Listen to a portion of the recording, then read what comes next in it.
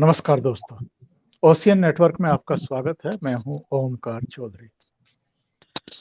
पाकिस्तान के टेलीविजन्स अगर आप देखें, अलग अलग टीवी और यूट्यूब पर भी अगर उनके चैनल आप देखें, तो एक डॉन में डायलॉग हुआ करता था ना कि 11 देशों की पुलिस डॉन को ढूंढ रही है और उनको ढूंढना आसान ही नहीं, नामुमकिन है। तो कुछ कुछ वैसा वातावरण इस समय पाकिस्तान में दिखाई दे रहा है। एक हवाई किले बनाए जाते हैं वहां पर। जब कुछ नहीं होता है तो फिर ऐसे लोगों को ढूंढा जाता है, जैसे करीमा बलूच या उनसे पहले भी बहुत सारे बुगती साहब और दूसरी कई शख्सियतें वहां अलग अलग क्षेत्रों में रही हैं, खित्तों में रही हैं, जिनको बलि का बकरा बनाने की कोशिशें होती हैं और अपनी नाकामियों का ठीकरा किसी ना किसी के सिर पर फोड़ने की कोशिश होती है। जो पाकिस्तान में जो मूल मुद्दे हैं, जो बुनियादी मुद्दे हैं, अगर वो उठा रहा है, अगर कुछ ऐसे सुलगते हुए सवाल उठा रहा है जिनके जवाब देने से वहाँ का एस्टेब्लिशमेंट और वहाँ की हुकूमतें बचती रही हैं और जो आवाज़ें हैं उनको न केवल अनदेखा करती रही हैं बल्कि कुचलने की कोशिश करती रही हैं, तो ऐसा एक अजीब व गरीब सा वातावरण वहां पर क्रिएट कर दिया गया है। मेरे साथ दो ऐसी शख्सियतें जुड़ रही हैं जो पाकिस्तान से ही ताल्लुक रखती हैं। चलिए पहले उनके पास चलते हैं और फिर उनसे बात करते हैं कि ये पूरा मसला एक्चुअल में है क्या। मेरे ठीक बगल में है डॉक्टर फौजिया रऊफ और उनके बगल में है डॉक्टर अमजद अयूब मिर्जा। फौजिया रऊफ इन दिनों अमेरिका में रह रही हैं और अमजद अयूब साहब ब्रिटेन में कहीं रह रहे हैं। कहीं मैं इसलिए शब्द यूज कर रहा हूं कि जो चीज मैंने अभी कही थी कि करीमा बलूच हों, भुगती साहब हों, दूसरी कई शख्सियतें हों, जिनको अलग अलग समय पर इन लोगों ने दुश्मन समझ करके शहीद कर दिया और एक ऐसा खौफ का वातावरण ये लोग क्रिएट करते हैं कि जैसे सबसे बड़े दुश्मन अगर कोई है पाकिस्तान का, तो वो लोग हैं जो बुनियादी सवाल खड़े करते हैं, जो जनता की आवाज बुलंद करते हैं, या वो सवाल खड़े करते हैं जो एक्चुअल में अब सवाल खड़े किए जाने चाहिए, बल्कि अब नहीं, 20-30 साल पहले ही वो सवाल खड़े कर दिए जाने चाहिए थे कि जिस बुनियाद पर अलग मुल्क मांगा गया था, जिसके लिए करीब करीब 10 लाख से ज्यादा लोगों का कत्लेआम हुआ था 1947 में, और 2 करोड़ से ज्यादा लोगों को हिंदुस्तान से उस तरफ जाना पड़ा था, उस तरफ से हिंदुस्तान आना पड़ा था। तो ऐसा कत्लो गारत पूरी दुनिया में कहीं कोई दूसरा किसी देश की तकसीम के समय देखने को नहीं मिलता है। मैं इसलिए जिक्र कर रहा था, इसलिए मैं इंट्रो में ये बात कह रहा था कि पाकिस्तान के टेलीविज़न चैनलों पर, यूट्यूब के चैनलों पर भी, और जो वहाँ का मुख्य धारा का मीडिया माना जाता है उसमें भी यह बताया जा रहा है कि करीमा बलूच के बाद अगर कोई मोस्ट वांटेड है सेना के लिए, आईएसआई के लिए, वहाँ के एस्टेब्लिशमेंट के लिए, तो वो डॉक्टर अमजद अयूब मिर्जा हैं। और हम ये जानना चाहते हैं कि अमजद भाई, आप ये मोस्ट वांटेड लिस्ट में कैसे आ गए? सबसे पहले तो आपका और आपके दर्शकों को नमस्कार, जय हिंद। देखिए, बात ये है कि पाकिस्तान की जो मिलिट्री इस्टेब्लिशमेंट है उसने जिस फाउंडेशन पे अपनी आइडियोलॉजिकल हेगमनी कायम की है वो है अरब का इस्लाम, और वो है दो कौमी नजरिया जिसकी बुनियाद हिंदू से नफरत है। मैंने इन दोनों फाउंडेशंस को हिलाकर रख दिया है। मैंने इनकी फाउंडेशंस पे हमले करके ये साबित किया है कि इस्लाम का बरे सगीर में जो फैलाव था वो अरब इंपीरियलिज्म के एक्सपेंशनिज्म की वजह से वो अपना कल्चरल नैरेटिव लेके आए हिंदुस्तान में और जबरन यहाँ पे लाखों मुसलमानों का हिंदुओं का कत्लेआम करके और मंदिरों को मस्जिदों में तब्दील करके उन्होंने यहाँ पे इस्लाम का गलबा कायम किया।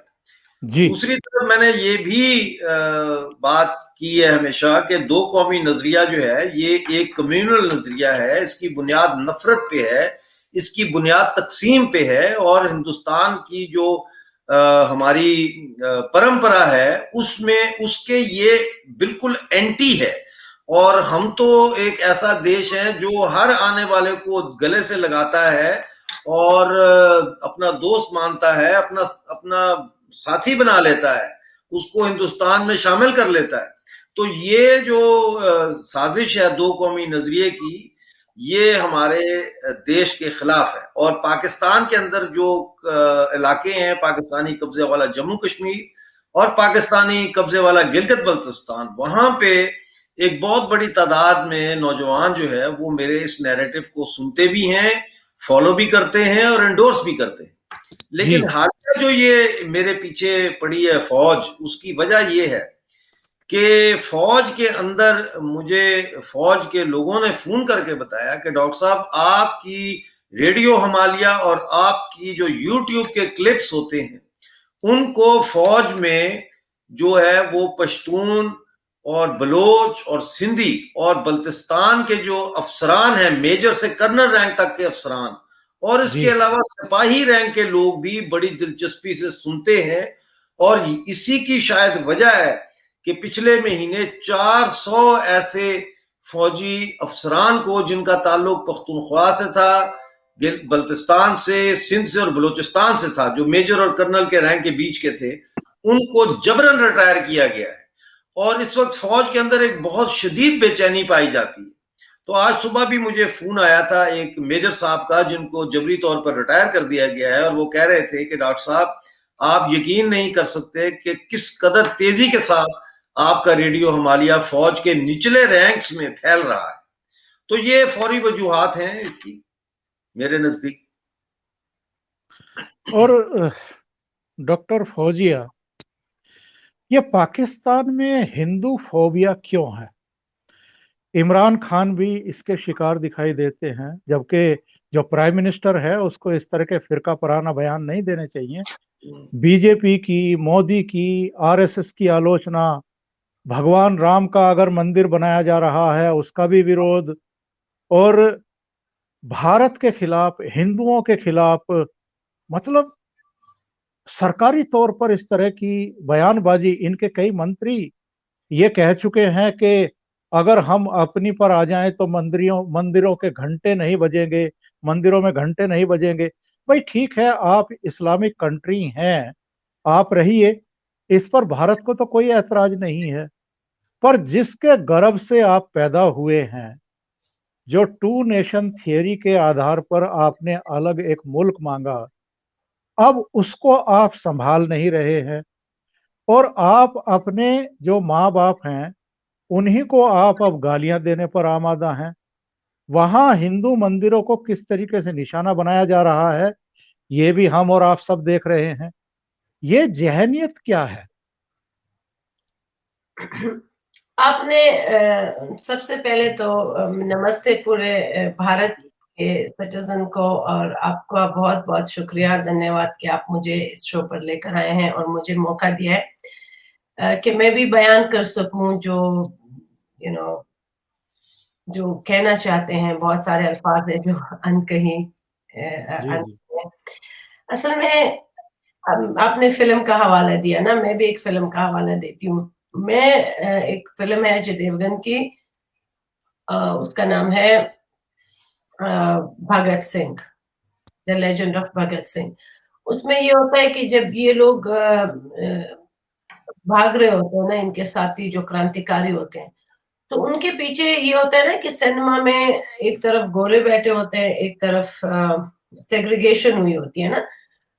तो आई डोंट वांट टू से द वर्ड्स, लेकिन म्यूजियम में होगा कि गोरे आके हमारे, या कोई भी होरी हो, मुगल हो, हमारे सरजमीन पे हमारे लोगों को हाईजैक करके और उनके खिलाफ अपने लोगों को इस्तेमाल करना। तो मैं उस सीन का ये हिस्सा कि जब ये लोग भाग रहे थे, मुझे इतना अफसोस हुआ। I was in 8th grade when I was watching that movie, कि जिसमें हिंदुस्तान के सिपाही, जो हिंदुस्तानी, जो हमारे तरह के हैं, वो भाग रहे थे क्रांतिकारी उन लोगों के पीछे जिनके लिए वो आजादी चाह रहे थे, जिनके लिए जो हिंदुस्तान के नेशंस के लिए वो चाह रहे थे, जो दूसरी दुनिया के नेशंस के साथ था। तो that's very ironic and sad जो पाकिस्तान कर रहा है अपने ही धरती माता, अपने ही जन्मभूमि के साथ। क्योंकि आप देखें ना, मुझे तो एक तरह से लग रहा है कि either they have a PTSD और स्टॉकहोम सिंड्रोम, जिसमें ये होता है ना कि आपको अगवा करके ले जाता है, हाईजैक करके ले जाता है, आपको उससे प्रेम हो जाता है। तो अब पाकिस्तान को इन्वेडर्स के साथ प्रेम है, चाहे वो उर्तुगल के शो दिखाना हो, चाहे वो हिंदुस्तान के खिलाफ सेंटिमेंट बयान करने होते हैं, चाहे वो रोमांस करते हैं विद गौरीज एंड गजनवीज, मुगल्स।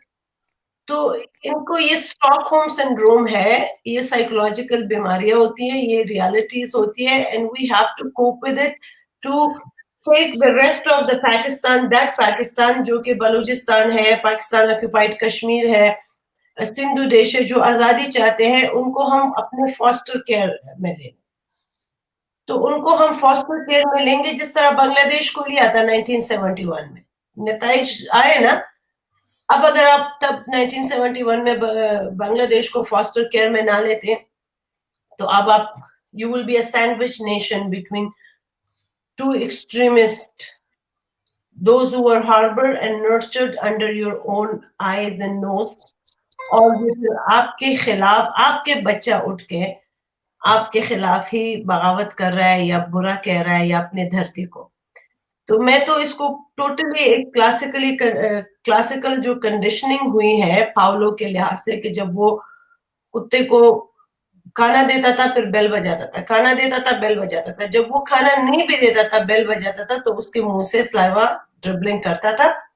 तो अब Pakistanis are classically conditionalized into loving the invaders, और स्टॉकहोम सिंड्रोम कहे आप उसको, क्लासिकल कंडीशनिंग कहे। अब इसका हल यही होगा, the shortcut is to liberate Balochistan, जो कि हिंदुस्तान के ताउन के बगैर नामुमकिन है। अफगानिस्तान के लोगों को इंडिया से बहुत ज्यादा प्यार है, जो उनके पाकिस्तान खिलाफ सेंटिमेंट्स है, जिस तरह वो तालिबानों को नर्चर और ग्रो कर रहे हैं। We are at a stage of a history, हम तारीख के बिल्कुल एक ऐसे दहाने पे हैं जो हमारे लिए परफेक्ट टाइम है टू स्ट्राइक। देखी जाएगी, प्रेशर तो ईरान भी करते हैं, हर एक को प्रेशर आता भी है ना। ये भी तो प्रेशर था कि इंडियंस जो है ना वो न्यूक्लियर वेपन्स ना बनाए। प्रेशर तो वेस्ट की तरफ से बहुत सारी चीजों पे आता है। ये भी तो एक प्रेशर है ना कि चाइना ने वायरस छोड़ दिया। एक मिडिल ईस्टर्न रेस्पिरेटरी सिंड्रोम आया, जिसको 2013 में, फिर 2003 में एक कोरोना वायरस आया। अब जो ये नया कोविड-19 है, मैं उसको वर्स बोलती हूँ, वुहान रेस्पिरेटरी सिंड्रोम। जो वर्स है ना, अब अगर आप मिडिल ईस्टर्न मर्स, जो मिडिल ईस्ट से इमर्ज होता है ना कोरोना, तो उसको आप मिडिल ईस्टर्न रेस्पिरेटरी सिंड्रोम बोलते हैं, मर्स। तो इसको भी वर्ड दिखाओ ना, इसको भी, या चाइना जो ट्रम्प बोलता था चाइना वायरस, या मैं उसको वुहान रेस्पिरेटरी सिंड्रोम बोलती हूँ। ये भी तो एक चैलेंज है ना, पूरा मुल्क लॉकडाउन में है, लोग घरों में हैं। अब एक और भी इससे बेहतर होता कि हम जो करना चाहिए 20-30 साल बाद वो अभी करें, क्योंकि ये ज्यादा फिर चैलेंजिंग होगा आने वाले वक्त में। मैं तो ये बोलूंगी, बांग्लादेश के साथ ही आप इनका इसको सबक सिखाते, या जब इन्होंने कारगिल की लड़ाइयाँ की है, आप तब इनको सबक सिखाते। अभी जो उन्होंने उड़ी पे अटैक हुए उसके बाद, when Hindustan is in the position to strike and liberate us, why they are not taking initiative? क्यों नहीं कर रहे? इतने दूर दूर से गौरी गजनवी आके पूरे हिंदुस्तान को रूल किया, तो हमारे अपने ही हिंदू भाई कहाँ हैं? वो क्यों नहीं करते? They should take us in their foster care, चाहे वो अफगानिस्तान हो, चाहे वो पाकिस्तान की। पाकिस्तान इज एन ऑक्यूपेशन, ये एक गुंडागर्दी कब्जागिरी है, और इससे निजात हासिल करना, शराफत से ये नहीं निजात हासिल होगा। इसमें मुझ जैसे, मैं वॉलंटियर करूंगी, आके लड़ूंगी, मैं भी, अगर लड़ाई हुई, अगर बातें हुई, डॉक्टर अमजद है, लेकिन ये जो हमारी करीमा बलूच बहन को मार दिया, अब इस तरह एक एक ये लोग सिपाही खत्म करते हैं, फिर हमारे जो एक्टिविस्ट है उनको पकड़ के ये उनके विल के अगेंस्ट। अब मेहदी है जो लड़के ने दिए हैं बयानात, उनके पीछे कितना सच है कि वो अपने मर्जी से दे रहा है या उसको जबरन, जिस तरह मीर सलीम ने कहा कि इनकी बहनों को लाके इनके सामने रेप करते हैं। मैंने वो तस्वीर दिखाई भी है लास्ट आपके शो में, ओमकार साहब। तो it's a very sad picture, और इस सैड पिक्चर को दी एंड और एक इंटरवल के बाद एक हैप्पी दी एंड देना, ये हिंदुस्तान के सिटीजन अपना जो है ना, you have to accept the responsibility, आप लोगे और आप हमें एक मानोगे। आप अफगानिस्तान से गौर से लेकर पूरा जो हिमालयस अपने माँ धरती को पूछते हैं ना, फरूजा होता है। तो ये सेवा आप जितना जल्दी शुरू करेंगे तो उतने ही जल्दी हम मैं अभी शुरू में हूँ, छुटकारा हासिल करेंगे। तो और अमजद भाई, जी जी, जब भारत और पाकिस्तान दो अलग मुल्क हुए थे, 23% हिंदूज थे वहां पर। अब 2.5% से ज़्यादा नहीं है। और जो मैं वहाँ के बारे में सुनता हूँ, उनकी हालत बहुत ख़राब है। वो अल्पसंख्यक भी हैं, जिनको माइनॉरिटी कहते हैं, वो गरीब भी हैं, लाचार भी हैं। उनकी मौजूदगी, चाहे असेंबली है, चाहे आपकी जो नेशनल असेंबली है, पार्लियामेंट है, वहाँ भी बहुत कम है। सरकार उनको प्रोटेक्ट नहीं करती है, उनकी बेटियों को उठा लिया जाता है, उनके धर्म परिवर्तन कर दिए जाते हैं, जबरन निकाह कर दिया जाता है, कई तरह के अत्याचार होते हैं एक तरफ। और यही हाल वहाँ सिखों की लड़कियों के साथ मेरे विचार से है। एक तो बड़ा चर्चित केस पिछले दिनों हुआ था, जिसमें इंडिया को भी दखल देना पड़ा था, और उसके बाद शायद उस लड़की को छोड़ा गया था। इस तरह के वाकयात वहाँ पर होते हैं, यानी ह्यूमन राइट्स वायलेशन होते हैं। लोगों के जो अपने मौलिक अधिकार हैं उनका हनन होता है, उनको उनके पूजा स्थलों में तोड़ फोड़ होती है, उनके धर्म परिवर्तन कराए जाते हैं। और गवर्नमेंट जो है वो बेशर्मी के साथ ऐसे लोगों को प्रोटेक्ट नहीं करती है। उल्टे इमरान खान जो हैं वो बीजेपी पर, मोदी पर, आरएसएस पर हमला करते हुए दिखाई देते हैं। ये क्या है आखिर? ये साइकी क्या है? देखिए, ये इस वक्त पाकिस्तान में हर साल 1000 क्रिश्चियन, हिंदू, सिख लड़कियों को जबरन मुसलमान किया जाता है, अगवा किया जाता है। बच्चियां 12-14 साल की, 11 साल की, उनको अगवा कर लिया जाता है। उसके बाद उनको जबरन जो है मुसलमान किया जाता है और जबरन उनसे निकाह किया जाता है, और निकाह उसी शख्स से किया जाता है जिसने अगवा किया। और फिर उनको ये धमकी दी जाती है कि अगर तुमने अदालत में बयान दिया कि तुमने जबरदस्ती इस्लाम तुमसे कबूल हुआ है या जबरदस्ती निकाह हुआ, तो हम तुम्हारे घर वालों को मार देंगे या जला देंगे।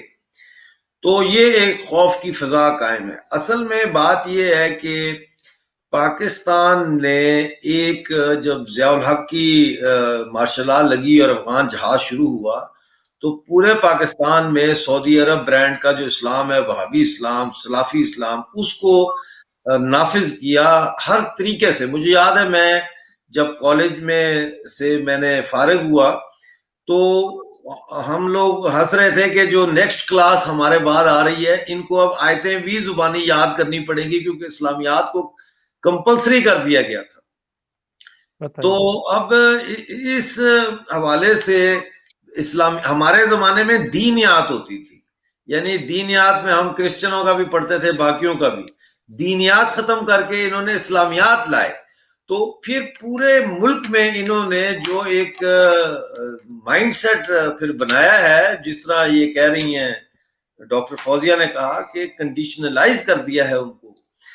तो अब वो जब कोई हिंदू देखते हैं या वो कोई मंदिर देखते हैं तो ऑटोमेटिकली वो उनके मुंह से पानी निकलना शुरू हो जाता है कि अब इसको हम किस तरह डिमोलिश करें, इसको कैसे मारें, इसको कैसे इस्लाम में के दायरे में लेके आए। तो एक फनेटिकल सोसाइटी आपने वहां पे पैदा कर दी है पिछले 40 सालों में, जिसका अब हम खमियाजा भुगत रहे हैं।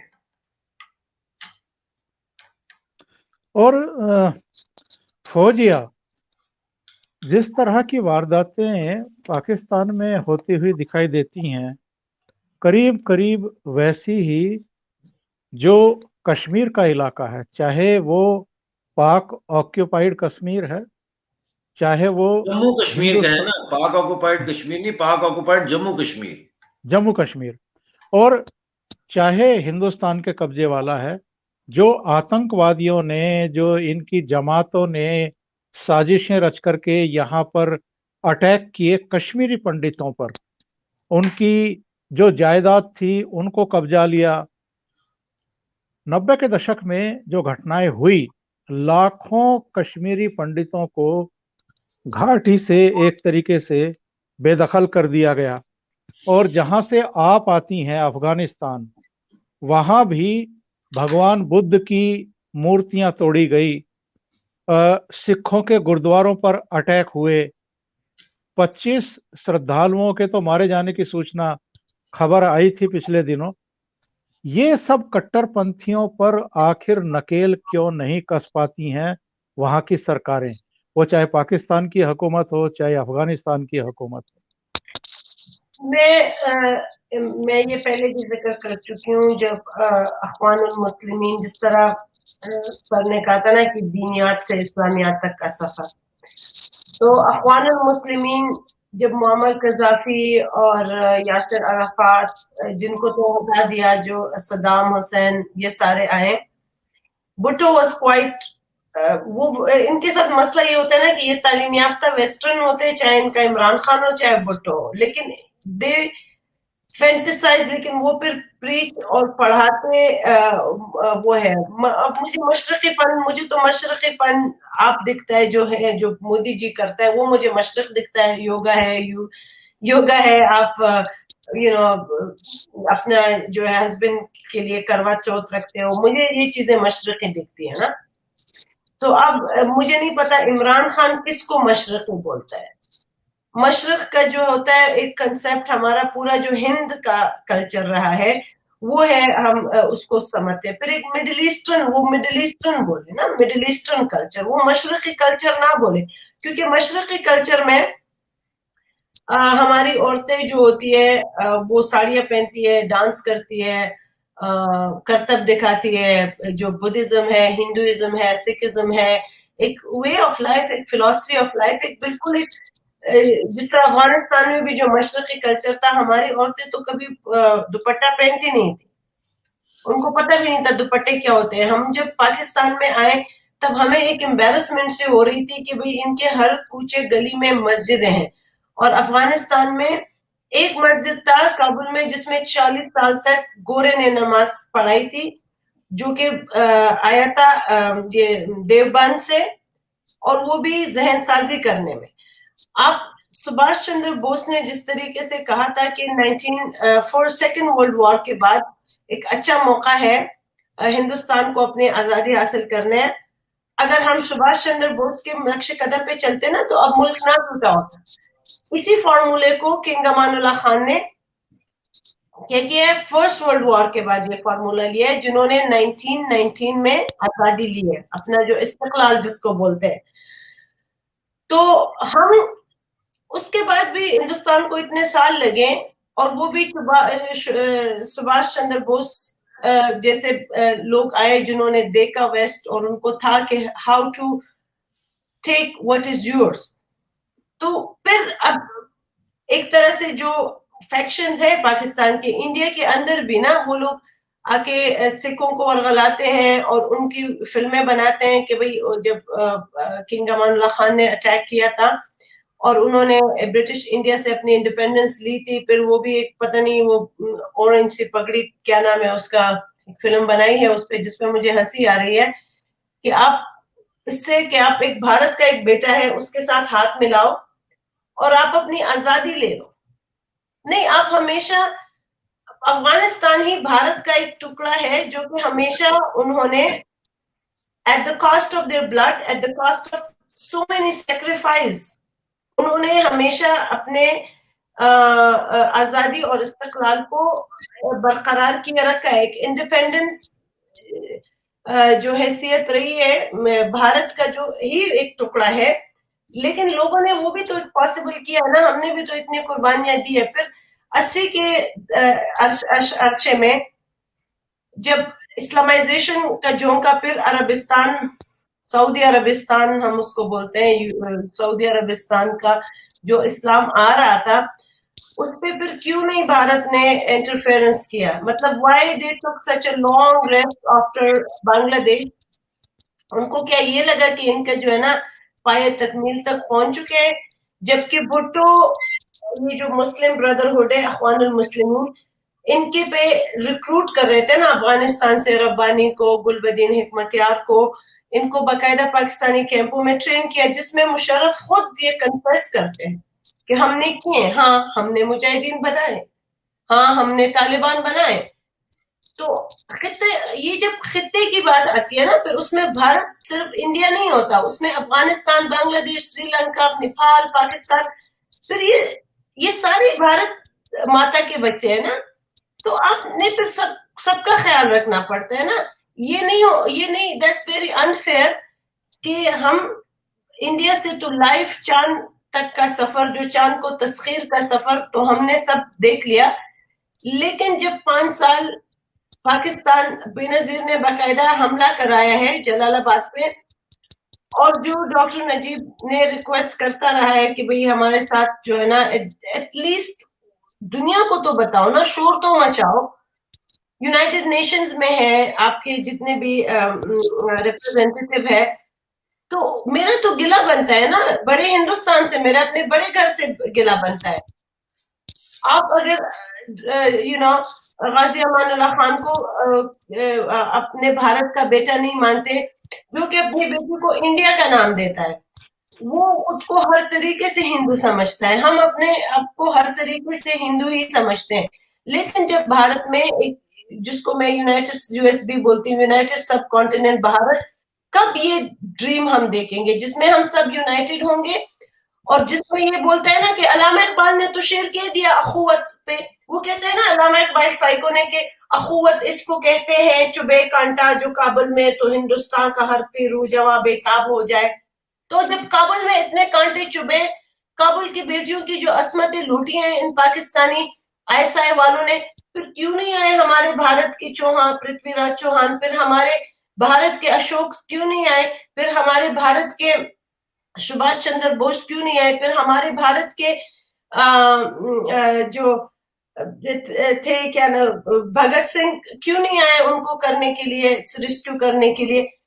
हमें फिर ये सिखाया गया ना, हमने भी फिर जब हमारी रेस्क्यू के लिए भारत से कोई नहीं आया, फिर हम भी उम्मीद पे बैठ गए कि भाई 70 साल खूबरू नौजवान ताइफ से आएगा, मोहम्मद बिन कासिम वाली उस स्टोरी को फिर हम सच मानने लगे। फौजिया, इन्होंने पाकिस्तान तो बड़ा लड़के लिया था ना, बड़ी धमकियां दी थी, बड़ा ब्लैकमेल किया था, हम ये कर देंगे, हम वो कर देंगे।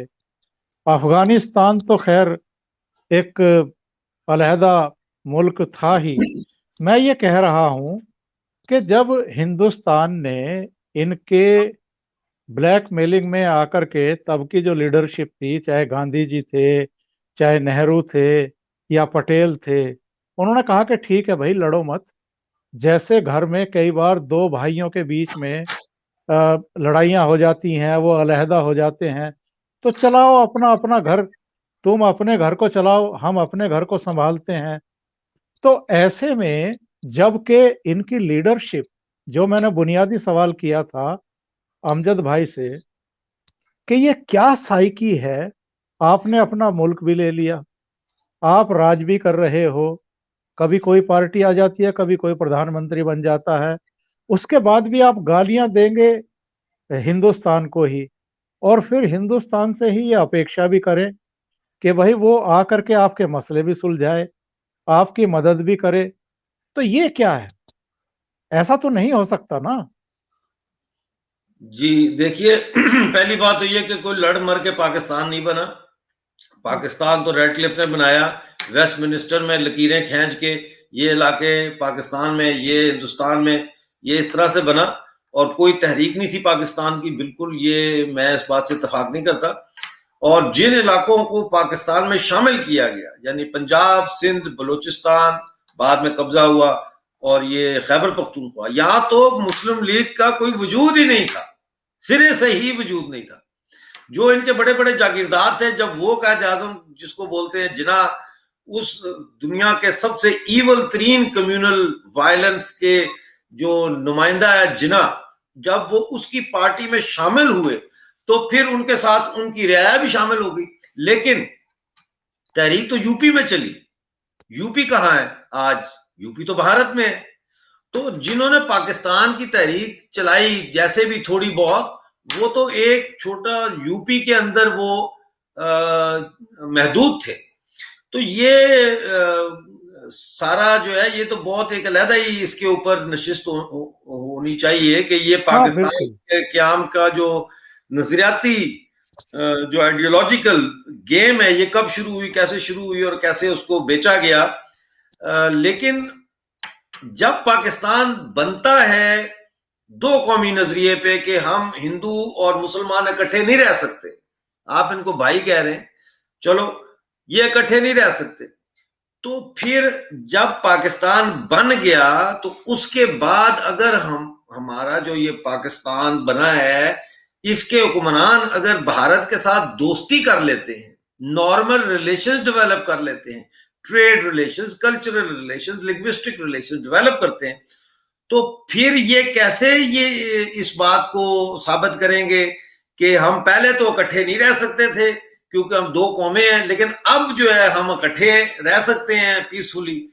तो एक तो ये नुक्ता है। दूसरा नुक्ता है जो नजरियाती सरहदें जिसको बोला जाता है, आइडियोलॉजिकल बाउंड्रीज ऑफ पाकिस्तान, वो है अरब का Saudi Arabian brand of Islam, वो ईरान जी का जी। शिया ब्रांड ऑफ इस्लाम नहीं है।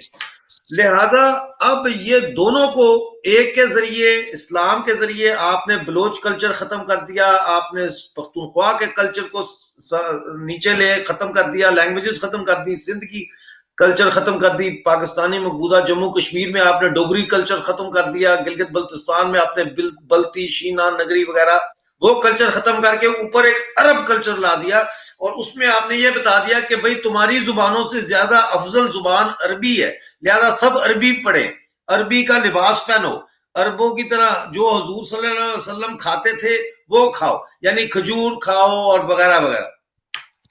अब आप एक लम्हे के लिए ये सोचें कि अगर ये दो कौमी नजरिया की बुनियाद पर हिंदू और हिंदुस्तान और हिंदुत्व के खिलाफ पाकिस्तान में नफरत का प्रचार होना बंद हो जाए, और अगर मकामी सकाफतों को, मकामी कल्चर्स और जुबानों को और उनकी मकामी तारीखों को, जो बड़ी जंगजुआना तारीखें हैं उनकी, उनको अगर प्रमोट करना शुरू कर दिया जाए, तो फिर पाकिस्तानी फौजी इस्टेब्लिशमेंट के वजूद की क्या जरूरत रह जाती है।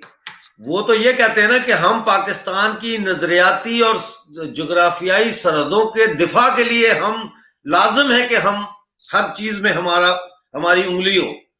We poke our nose in every pie because unless we do that, you are not safe. तो ये लूट मार जो मची हुई है, फौज जो कर रही है, वो कैसे चलेगी? तो इसलिए दो कौमी नजरिए के खिलाफ जो बोलेगा, जो दो कौमी नजरिए की खोखलेपन को बेनकाब करेगा, और जो ये बताएगा कि इस्लाम अरबों का कल्चरल हेगेमनिक जो है रिलीजन है, जिसका हमारे इंडिजिनस रिलीजन से कोई ताल्लुक नहीं है, तो वो तो फिर स्टेट का एनिमी नंबर 1 हो जाएगा। तो इसलिए ये जरूरी है कि हम इस चीज को समझें जो फौजिया कह रही हैं, डॉक्टर फौजिया, कि इस वक्त भारत को ये मौका है, इस वक्त भारत को हर सतह पे और खास तौर पर अवामी सतह पे, जो लोगों की सतह है, पीपल्स जो सतह है, उसके ऊपर जानकारी और मोबिलाइज करने की बहुत ज्यादा जरूरत है, और उस मोबिलाइजेशन के जरिए ही एक नेशनलिस्ट हिंदुत्वता का भारत दोबारा से जन्म लेगा, और ये जितनी भी हमारे जिस्म पर कांटे हैं वो कांटे जो है ना सिर्फ दूर हो गए, बल्कि हमारा जो इज्तमाही वजूद है भारत का, ये जो कह रही हैं डॉक्टर फौजिया कह रही हैं कि अफगानिस्तान और श्रीलंका और नेपाल और पाकिस्तान ये सारा, ये हमारा महाभारत का इज्तमाही वजूद है, कलेक्टिव बीइंग है हमारी, जिसको काटा गया है, जिसको जख्मी किया गया है। तो जब एक बदन के ऊपर ना टांगे होंगी ना बाजू होंगे तो वो बदन कैसे सफर करेगा, कैसे काम करेगा।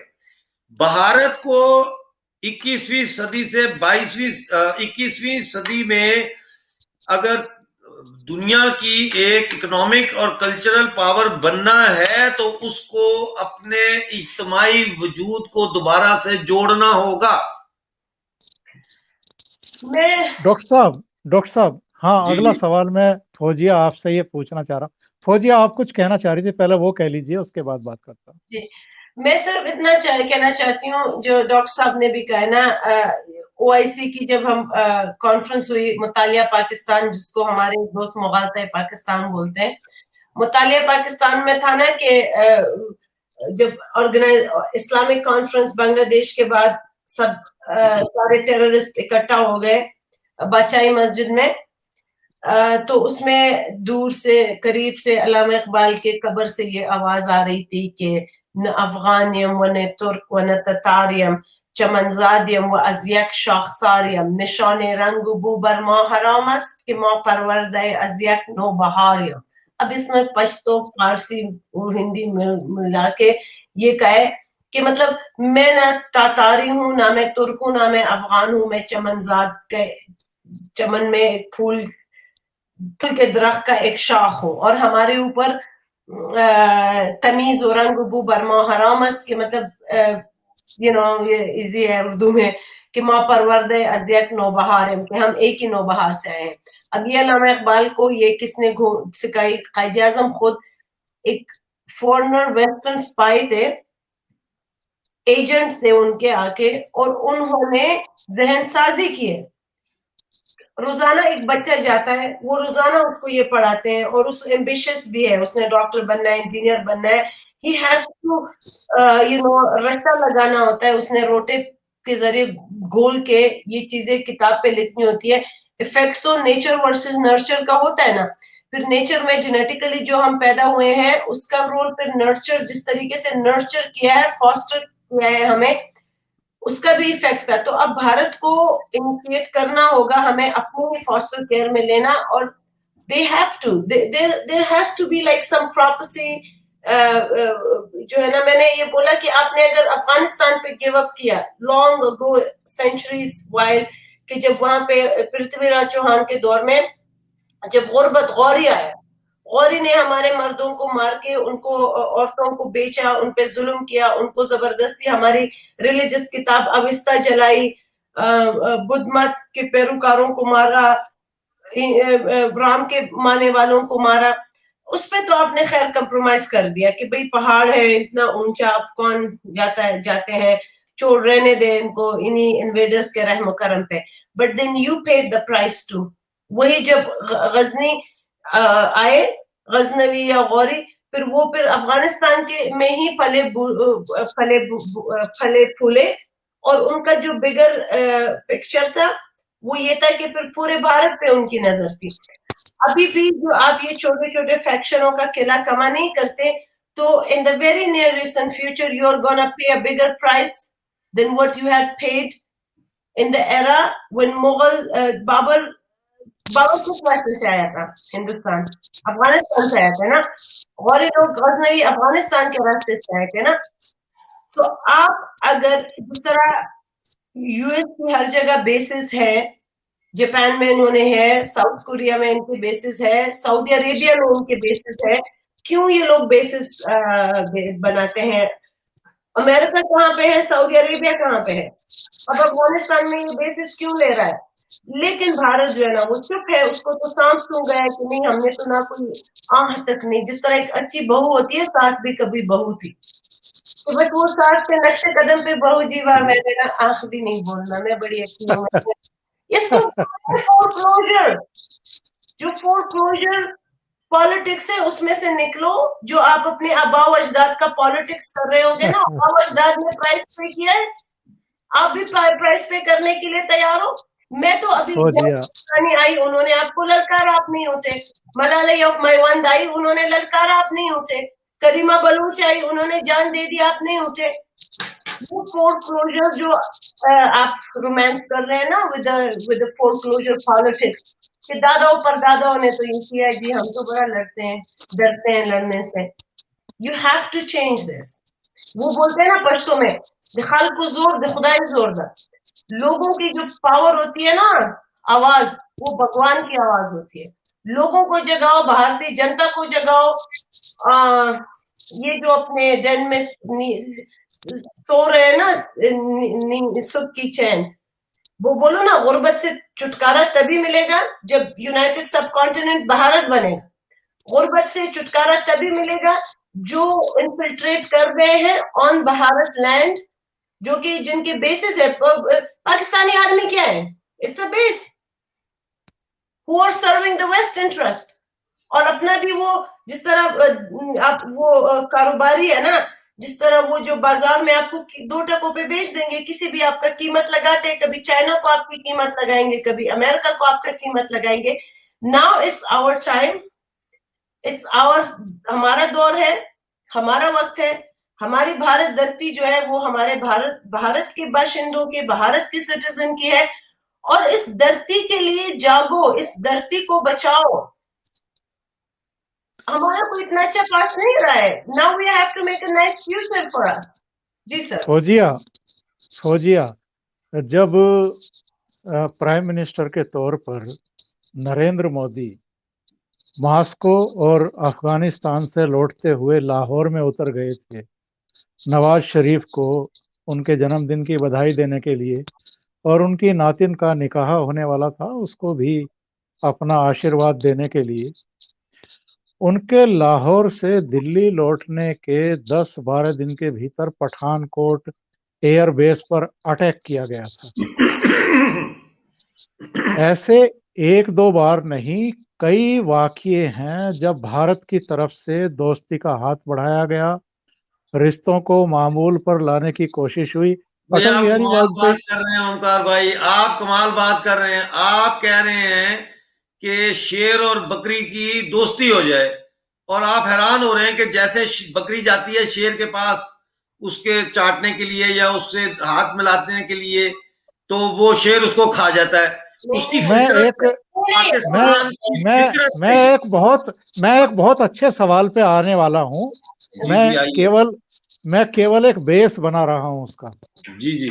पठानकोट के बाद प्रधानमंत्री ने एक रैली को संबोधित किया था, और उन्होंने पाकिस्तानी हुकूमत को भी, पाकिस्तानी मिलिट्री को भी, एस्टेब्लिशमेंट को भी, और जो वहाँ के दूसरे जिनके हाथ में ताकत मानी जाती है, मुल्ला, क्योंकि पाकिस्तानी मिलिट्री और पाकिस्तानी मुल्ला ये किसी भी हुकूमत को भारत से दोस्ती नहीं करने देते हैं।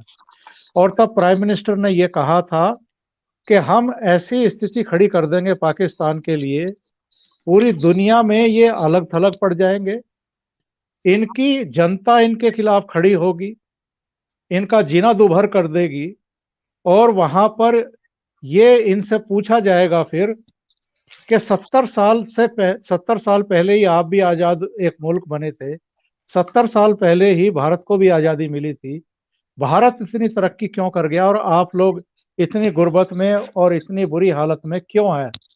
तो नजरिया फिर प्राइम मिनिस्टर का ये था। आप जो मेरे सामने 2 लोग बैठे हुए हैं, फौजिया और अमजद भाई, आपकी सोच वाले कितने लोग हैं पाकिस्तान में जो इस तरीके से सोचते हैं? और आप लोग सोचते हैं इसलिए आप आईएसआई के भी निशाने पर हैं, मिलिट्री के भी निशाने पर हैं, और वहां की हुकूमत के भी निशाने पर आ गए हैं। तो ये माहौल बदलेगा कैसे कि वहां के लोग खड़े हों कि नहीं, हमें अब बहुत हो गया, आप लोगों को बार बार आजमा लिया, अब हम हिंदुस्तान में ही मिलना चाहते हैं।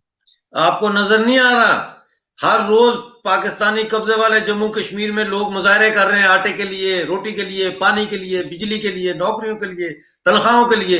गिलगित बल्तिस्तान जो पाकिस्तान के कब्जे में है, वहां हर रोज मुजाहरे होते हैं, हर रोज धरने होते हैं। कोई तनख्वाह मांग रहा है, कोई पानी मांग रहा है। यानी कि 5 दरियाओं के 250 ग्लेशियर्स है गिलगित बल्तिस्तान में, और वो पीने का पानी नहीं है वहां। वो रोज मुजाहरे कर रहे हैं। वो रोज जो है वो शिकायत कर रहे हैं कि इलेक्शन 15 नवंबर को जो हुए ये रिग्ड इलेक्शन थे, उनके ऊपर जो वजीर आला बनाया वो इस्लामाबाद जाके बैठ गया। और आपको क्या हम लोग सबूत दें पाकिस्तान से अपने इजहार नाराजगी का? जो बात आप कर रहे हैं कि वहां पे लोग खड़े होकर तिरंगा लहराना शुरू कर दें, वो नहीं हो सकता। इसलिए कि वहां पे तिरंगा लहराना है तो दूर की बात, जय हिंद का नारा लगाने का मतलब भी मौत है। और एक गरीब आदमी को मैं कभी भी इस इम्तिहान में नहीं डालूंगा कि मैं उसे ये कहूं कि तुम तिरंगा लेके बाहर जुलूस में जाओ या तुम जो है वो जय हिंद का वहां नारा लगाओ। लेकिन मैं आपको गारंटी देता हूं कि उन लोगों की तादाद जो भारत के साथ मिलना चाहते हैं, उन लोगों से ज्यादा है जो पाकिस्तान से मिलना चाहते हैं। जी फौजी, आप कुछ कहना चाह रही हैं? अफगानिस्तान तो एक जीता जागता सबूत है। जब नरेंद्र मोदी आए, उन्होंने इफ्तिताह किया, पार्लियामेंट बना के दी ना अफगानिस्तान को। उन्होंने कहा कि वो एक मूवी, मोदी जी ने भी कहा कि यार मेरा कोई कुर्बानी कुर्बानी वाला जो है पठानों, और हम हिंदू हैं खुद भी। मैं भले एथनिकली मेरा जो है ना ट्राइब, मैं पश्तून हूँ जिस तरह आप भी है, चौधरी है, मैं पश्तून हूँ। पंजाबी होते हैं आप सिंधी होते हैं, आप कश्मीरी होते हैं, आप कितने ज्यादा कास्ट है, चौहान है। लेकिन पठान भी भारत का जो एक एथनिसिटी है, उसकी एक कास्ट है। भारत से ही हम सिविलाइजेशन वाइज तो हम बाहर हिंदू है ना। तो मैं ये कहना चाहूंगी कि there is this one way. Balochistan की आजादी जामिन है पूरे पाकिस्तान को, जो है ना, उनके बच्चों को फॉस्टर केयर में लेना। अब ये भी गलत होगा, जिस तरह डॉक्टर साहब ने कहा ना कि बस हमारे कल्चर में, ईस्टर्न कल्चर की मैं बात बताती हूँ ना, कि अगर एक लड़की भाग जाती है तो उसका तो जीना हराम कर देते हैं ससुराली। अभी आप भाग के आई हो, आप मुंह काला करके आई हो। अब अगर पाकिस्तान वाले भाग के आएंगे भारत, तो दैट्स ऑल्सो लाइक इन अ वे कि वहां पे भी वो डिस्क्रिमिनेट उनके अगेंस्ट किया जाता है। भारत में भी आके भैया अगर आप पे हम क्यों ट्रस्ट करें, आप क्यों भाग के आई हो, अगर आपने मुंह काला किया, जो अपने बाप की ना होगी वो मेरी क्या होगी। कर रहे हैं ना वो जो एक फिल्म थी ना, वो बाप ने जाके ये जो है करीना कपूर का हस्बैंड, क्या नाम है, पटौदी नवाब, उसको बता दिया ना कि जो साली बाप की ना हो सकी वो मेरे कैसे होगी। वो आखिरी दम तक उसके दिल में शक रहा है, और उसने उसका अपनी हीरोइन का गला घोंट दिया। तो ना, तो ये जो बातें होती है ना, ये लिटरेचर, ये philosophy, these are not jokes, these are the reality. हम भी प्राइड रखते हैं, सही है पर ना। भारत ने खिड़कियां तो खोली हैं। देखो, सीएए कानून बनाया है, वो केवल हिंदुओं के लिए या सिखों के लिए या पारसियों के लिए या बौद्धों के लिए नहीं बनाया है। उन्होंने ये सिस्टम भी बनाया है कि जो मुस्लिम भी आना चाहे, हालांकि उनका थोड़ा सा टाइम ज्यादा लगता है, पर मुस्लिम भी आवेदन कर सकते हैं भारत में आने के लिए। लेकिन अमजद भाई, मैं एक बात तो आपको एश्योर कर सकता हूँ, मैं कोई गवर्नमेंट का हिस्सा नहीं हूँ, पर मैंने भी करीब करीब 38 साल से जर्नलिज्म की है। मैंने भी 10 एक पुस्तकें लिखी हैं, बुकें लिखी हैं, और मैं भी बहुत सारे उतार चढ़ाव का बिल्कुल एकदम कहना चाहिए कि साक्षी रहा हूँ। चीजें बदल रही हैं, और जब से नरेंद्र मोदी प्रधानमंत्री बने हैं, तब से पाकिस्तान के लोग भी और दूसरे जितने भी आपके कंट्री हैं, उनकी उम्मीदें बढ़ गई हैं। और चाहे आपका पाक ऑक्यूपाइड जम्मू कश्मीर हो, चाहे गिलगिट हो, बाल्टिस्तान हो, चाहे सिंध के लोग हों, चाहे बलूच हों। करीमा बलूच ने तो राखी भेजी थी और भाई कहा था नरेंद्र मोदी को। कुछ कूटनीतिक सीमाएं होती हैं हर देश की, हर प्राइम मिनिस्टर की।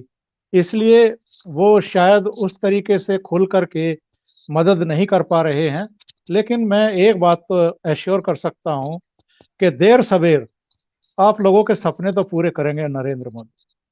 हम आएंगे, मैं ये बोलूंगी कि बुरे बाल या केनाल टप के आवांगी हवा बन के। हम तो आपने कहा ना हमने झरोके खिड़कियां खोली है, हम अब खिड़कियां ना भी खोले ना, फिर हम भी जो है ना वो चश्म सफेद होके दीवारों पे फलांग के हम आ जाएंगे, फिर हम आ जाएंगे।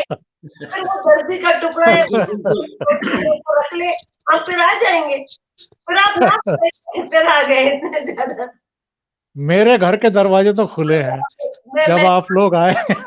भगवान समान होते हैं ना, भगवान के रूप होते हैं ना, फिर हम भगवान के रूप में, मैं फिर अपना जो असाइलम सीकर मूवमेंट लेके पूरे अफगानिस्तान से, हमें तो वैसे भी भारत से बहुत प्यार है।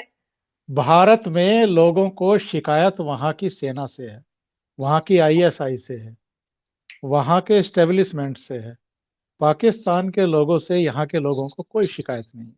बिल्कुल। Thank you very much. Amjad भाई और फौजिया, आप दोनों जुड़े और बहुत अच्छी गुफ्तगू हुई है। बहुत बहुत शुक्रिया आप दोनों का। थैंक यू फॉर बहुत शुक्रिया। वंदे मातरम। वंदे मातरम, जय हिंद।